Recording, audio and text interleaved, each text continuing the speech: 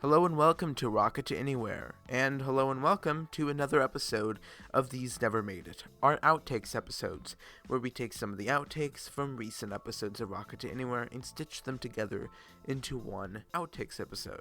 This week, school heroes, imaginary pizza parties, what our pets name us, splitting the bill, literally, and the true story of the Three Little Pigs. Let's get started with our first outtake, a story about Sofia and I being school heroes.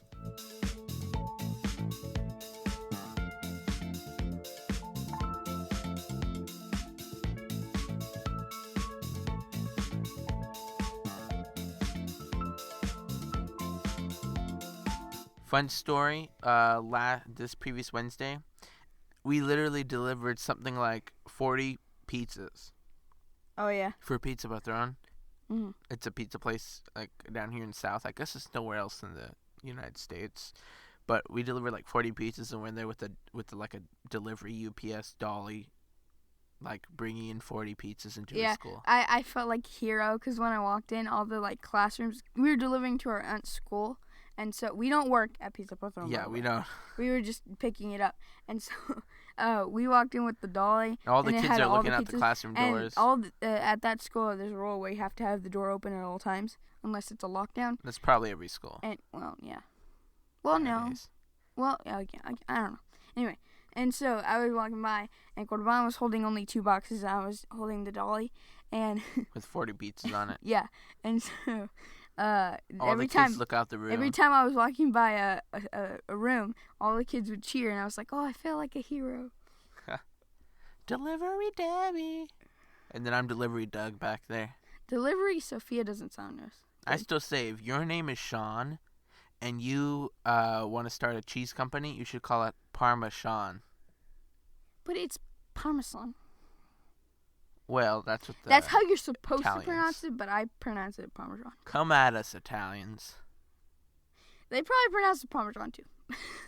I think it's just granted, if your name is Vince, you're probably a New Yorker Italian. Vince? Yeah. That's not even a name. It is? No, it's not. Have you ever read The Third Stall from the Left or something like that? Nope. It's a great book. I've been in the third stall from the right.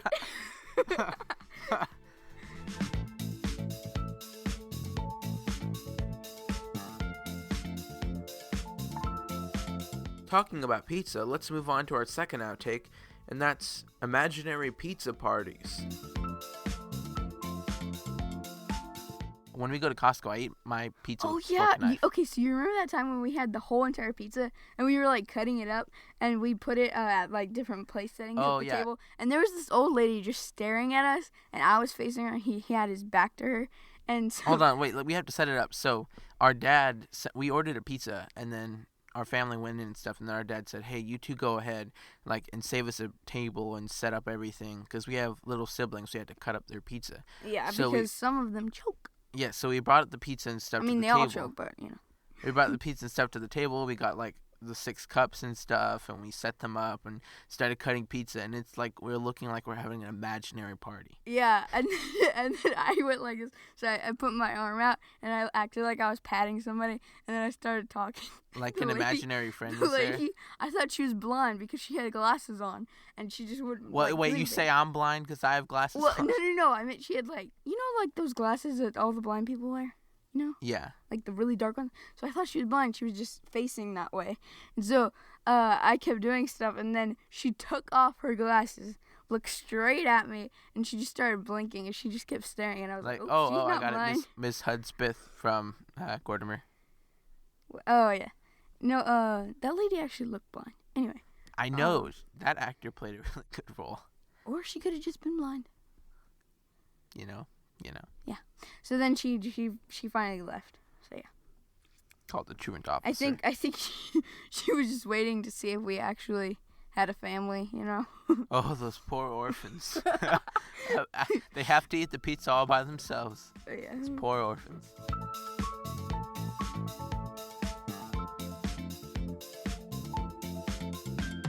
You ever wonder what your pet named you?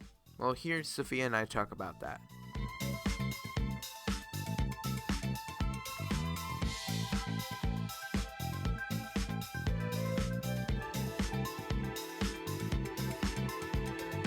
Have you ever wondered what your dog named you? Food source. Number 1. That's what Rushy named you. I think Bailey named me. It just gives me food that I don't like. And doesn't give me anything I want. Gives me food that I don't like and doesn't give me anything that I like the second. Yeah. Someone who used to care. That's your nickname. Yeah.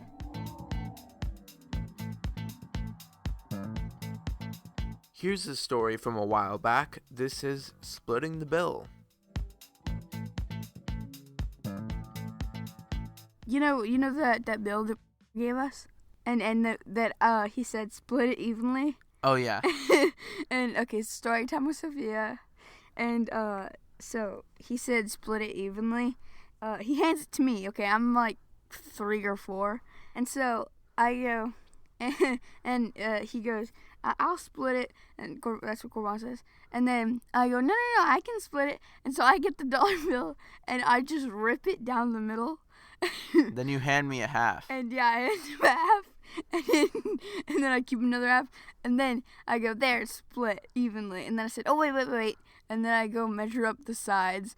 And his is bigger. So I tear off a little piece and give it to myself. She ruined the dollar bill, and I'm just staring at her. Yeah. And then my mom comes in because Corban starts yelling that I messed up the dollar. I was like, it's a federal offense or something. You weren't that smart back then. I wasn't that smart. You just wanted your 50 cents. So a while back, as we'll explain in this next upcoming story, Sophia and I went to go see a play called The True Story of the Three Little Pigs. We have our own version of that. A long time ago, in a land named Hump, there were 3 pigs. And these 3 pigs were being told that they need to go out and do something with their lives. So they take all their money and they go out and they buy this acre of land or so. And they split it up into 3 parts. There's 3 pigs. Okay, make it 45 seconds. The oldest, the youngest, and the mediumest. That makes sense. The middle child. It's like being sizes. And then they all start building houses. One builds with sticks, one builds with straw, and one builds with bricks. So after previously framing Little Red Riding Hood, and everyone thought that he had gotten killed, the wolf is looking for someone else to get after. So the wolf goes over to the 3 little pigs, and he's like, okay, guys, I'm going to try to be nice. Come on out here and let me eat you. And they're like, no way, not by the hair of my chinny chin chin, because they have triple chins, big triple chins, because, they're pork. I just counted my chins. Chinny chin chin. Yeah, it makes sense. Yeah. And so the wolf, he just goes around chin chin neck to everyone, and throat. he's trying to blow their houses down. And due to some heavy lung issues he's been having recently, he's able to blow down these sticks and the hay, because when he gets to the hay, he's allergic to the hay and he sneezes it out. And he gets to the sticks and they're so itchy and thorny, he has to just push them over. Okay, so we went to the little pig's house and it was bricks. And then he turned around and medium pig was there, and he's pretty fat. So he was like, you know what, he'd make a good dinner, so I'll eat him. And then so he ate him.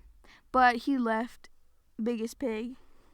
Are we telling the Grimm brothers version? No, I'm telling my version. The Garcia siblings version. So then the little pig just runs away. I mean, no, the biggest pig runs away to the littlest pig's house, which is the brick house. And so then they go in, and then he's like, let me in. I want to eat something. So the little pig lets him in the house. Come on into the house, he says to the wolf. And the wolf comes on in, thinking that, okay, you finally realize I'm a civilized person. I just have some severe allergies. What? He's a civilized wolf. Yes, and he just has some severe allergies and some skin issues. And he goes over to the big pot of boiling water, which they were going to use to cook some bacon. to eat for dinner. I know, ironic. And they go, and the wolf, and they say, "Hey, look, wolf, reach inside, do us a favor. We're short. We have short arms. We can't reach in there. Look in there and get out our soup." So he goes over with the ladle because he thinks it's soup. And when he goes and bends over the cauldron, a pot thingy, he bends over and they just push him into the pot. The end.